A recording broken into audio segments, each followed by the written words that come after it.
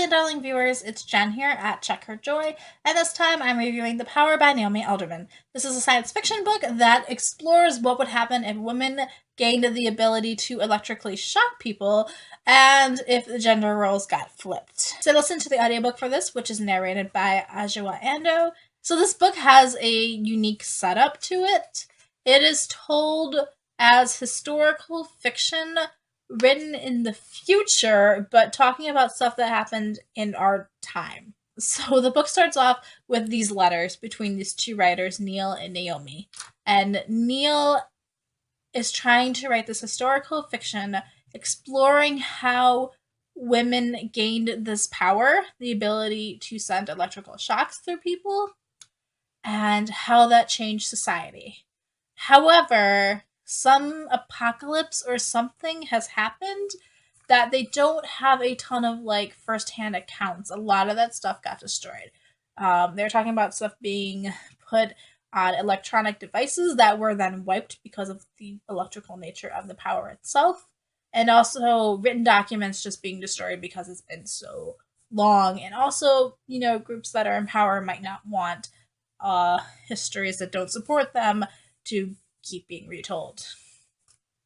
So it's an interesting look at archaeology and historical fiction and how history survives and is told and who gets to do that telling. So kind of one of the main themes is that history is told by the winners, and this is looking at kind of the historical patriarchy. We're looking at a future where women are in charge, and so this past where men were in charge is kind of doesn't have a lot of light on it. It's kind of pushed to the side. Some people don't even believe that men were ever in charge to begin with. They don't believe that women didn't have the power. There's a lot of kind of skepticism to Neil's account and the story that he's trying to tell.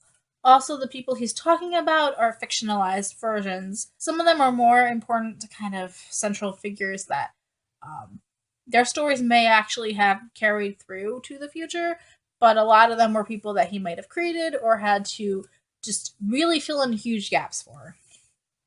So that's an interesting part to know about this book going into it. It also makes for kind of a harder book to get into because you're stuck with these letters. I'm like, oh, I thought I was going to read a book, not a bunch of letters. So it took me a while to get through those, and ultimately why I had to listen to the audiobook for this, because when I had the book in front of me, the letters were just not happening. I had to have somebody else read them to me. Also contained within this book are these excerpts from a audio guide at a museum. So there are breaks in between chapters where we look at historical artifacts that did survive and how historians and archaeologists think they fit into the history, but they also aren't sure. I think it's 5,000 years later, so they're not entirely sure how these goddess statues fit into the story or surviving art pieces. And so that's also kind of interesting if you are a history buff to have that kind of stuff in there. It also can be a little bit confusing if you aren't into that kind of stuff. So it's an interesting way to tell the story. So the entire story is a novelization that follows 4 main points of view. And we're starting off 10 years prior to this big apocalypse cataclysm thing that happens and completely shifts the power from being a patriarchal society where men are in charge to one where women are in charge. And we get to see all that build up. So 10 years before that happens is when women start getting the power, and it originates in these teenage girls. And so one of the first characters we're introduced to is Allie, who's in her mid-teens at the time. She's from the United States, and she is being bounced around from foster care family to foster care family. And in one of the families, she's getting abused so badly that when she discovers she has the power, she uses it to get her exit, and then ends up on the run trying to escape. And ends up hiding in this convent where eventually she gains followers, and she starts this new religion and takes on the persona of this woman named Mother Eve. So Allie's interesting because of the religious context of this. And also we see a girl who is very smart and clever and cunning and manipulative. And they're maybe not necessarily what you want in a religious figure who is leading thousands. So I start off liking Allie, and then towards the end, I'm kind of like, I'm not so sure about you. Also, she has this voice in her head, which could be the voice of God, or she could be schizophrenic, and it could be just absolutely nothing. And it's a little unnerving, honestly. We are also introduced to another teenager named Roxy Monk, who is a British girl, and when we meet her, her mother is being killed, and Roxy is like shoved into a closet, and she discovers she has the power when she escapes from the closet and basically goes after her mother's killers. And she doesn't know how to use it quite right. They escape from her, but she still manages to do some damage. And we get to follow Roxy's story as we find out that she is part of this gangster mob type family, and her dad does all these shady underground things, and just the life, this underground life, a living kind of outside the law a little bit. And also, Roxy is pretty powerful. She becomes one of the strongest women in the world and one of the best users of the power. And so she becomes this strong character that way. We are also introduced to the character of Tunde, who is a guy. He's the only guy whose perspective we get. And he is from Nigeria. And when he discovers that the women have the power, he decides he's going to start covering it. And so he starts off with this video he takes on a cell phone and he sends off to a news agency, and then they pay him, and he's like, this is a pretty good deal. So he starts going around videotaping and writing articles about this and becoming a journalist on the ground, going into places where regimes are changing and women are uprising and things are changing, and sending those to these major news outlets. And he even gets like his little social status thing going on there. It was interesting to see Tunde's reaction to this happening, and also how his opinion changes as the world around him also changes. So he goes from being intrigued and a little bit turned on by this to a point where women are getting so strong that it actually starts to scare him, and he starts to be fearful also. The fourth set of chapters we follow two people. It is the mother, Margot, and her daughter, Jocelyn. So Margot is this politician. She starts off in local government. I think she's the mayor of a town. And then she has the power awakened in her from her daughter, Jocelyn. And we get to see how her family reacts to it. So, like, Jocelyn first comes out as having the power because she was messing around with this guy and injured him too severely. And then it becomes this political scandal. Like, Madam Mayor, your daughter just attacked this guy. How do you feel about that? What are we going to do? Is it safe? So it's interesting to see Margot as the mother and also the politician. So she's got these two different sides to her. The one that wants to protect her daughters, and the one who wants to be the good wife, but also the one who has political ambitions and wants to control policy. For the most part, Margot's heart seems to be in the right place. She wants to do right and help and make it easier for women. And then the daughter, Jocelyn, is also interesting because she's kind of the typical teenager who just wants to fit in. She doesn't have strong ambitions. She doesn't want to take over the world. She doesn't want to become a mafia boss. She doesn't want to become a cult icon. She just wants to be normal, except that she has problems with her electrical power. So the power, sometimes it can, if you can control it properly, you can do something as light as like tickling somebody to full on electrocuting people. Except Jocelyn has very little control over her power, and sometimes she has tons and tons of power and she can't control it at all, and other times she has no power whatsoever, and even if she wanted to, she couldn't even bring a spark out. And so it's interesting to see Jocelyn struggle with that, to see someone whose power isn't predictable. I probably related most to Jocelyn out of all of these characters in this book. And all these characters have families and lives and people around them that have different reactions to the power. But mostly what happens when the women start getting the power is that there is a slow shift in how society functions.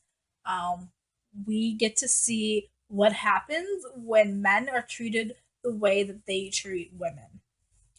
So we go from women talking about being afraid to be out at night and having to plan where they're going to go and afraid of getting raped or mugged. And all of a sudden, men are afraid that they're going to get attacked, that they're going to get raped, that something bad is going to happen to them if they're alone at night. that a random woman could just decide that she wants to attack you for no reason. And so men start fearing. And this is probably the part of the book that I found most interesting, was that flip. So most of this book is kind of pessimistic and thinking that if women had more power than men, that if they could just take over, that they would do everything exactly the way men do. Some of the places that is explored in this is Saudi Arabia. And the president's wife takes over when he is ousted from power. And she just starts doing everything that her husband did, but flipped. So in a society where women aren't allowed out on their own, they don't have rights, they can't drive, all of a sudden the men need women's permission to go places. They need to have documentation. They aren't allowed to drive. And she just flips everything that the men did. And that seems to be a recurring theme in a lot of these places, as that as soon as the women get the power, they just start treating men the same way that men treated them. And that seems really odd to me, especially within the same generation. So part of the story, especially the early part of the story, is we see a lot of women just getting vengeance for things that have happened to them. Roxy's mother is killed, and so she immediately goes after the people who are responsible for killing her mother and kills them. Allie is attacked, and she goes after her attacker, and we see that kind of tick for tat. But then later, we start seeing it more on a broader scale.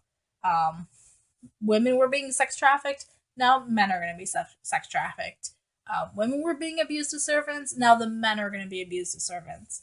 And just, it's such a pessimistic view, is that like power just corrupts. And if whoever has the power, it doesn't matter who, is going to be evil and corrupted. And whoever is not in power is going to be seen as the weaker, kinder, gentler sex.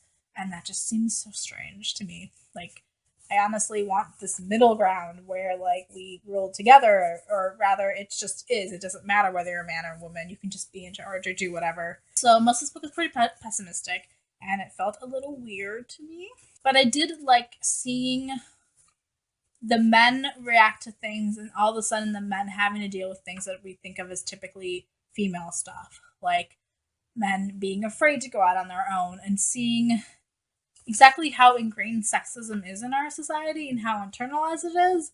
Like, that's just a part of our everyday lives. Like, I have to think about, like, how late I'm going to be out, what part of town I'm going to be out in, if I'm going to have other people with me. Like, I have to think about all that stuff as a woman, and to see men have to do that, and to see that power dynamic shift, it really brings out the inequality inherent in our current society, which I thought was fascinating. So major themes within this book are what power does and who is in control, and the psychology of being in charge.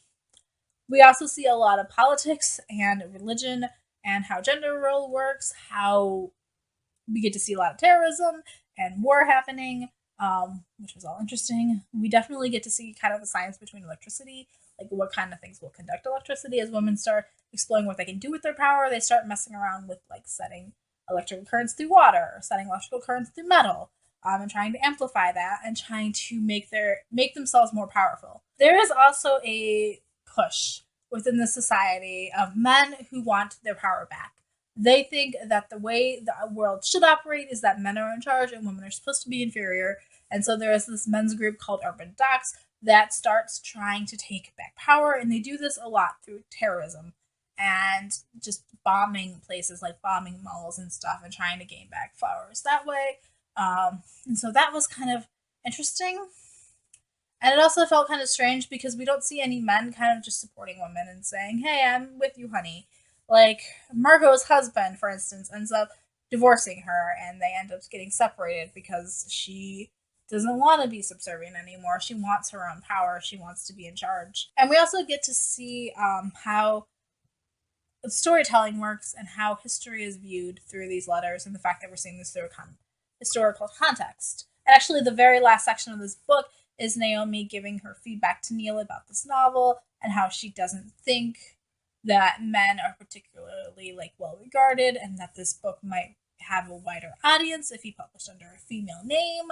And just all of that also, like, struck as, like, we still have female authors writing under male or non-gender specific names. So this book explores gender roles a lot, but it also does have a non-binary character in it, which I thought was interesting to have a character who exhibits male traits, but he has an extra chromosome, which also allows him to have the power himself. And so that slight difference in his DNA allows him also to have the power, and how he as a man having the power is treated.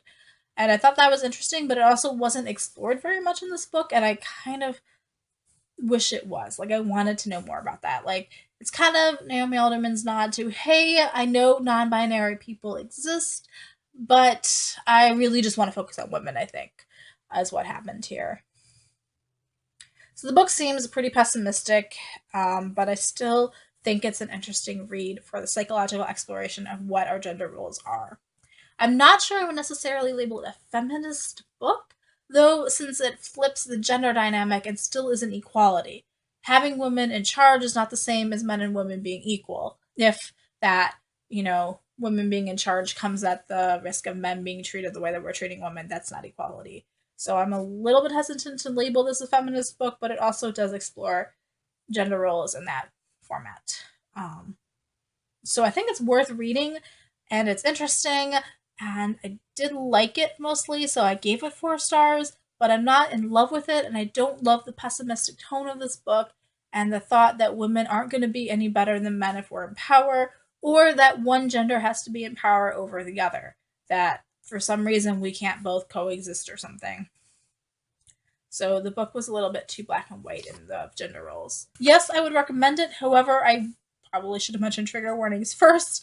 But this book, I would definitely give trigger warnings for violence and for rape and sexual abuse and also just murder and death. So lots of mayhem and political stuff and just a mess happening in this book. So if you guys have read this book, let me know in the comments below what you thought of it. Do you recommend any similar books? Or is there anything similar to this? So peace out. I love you guys and keep reading.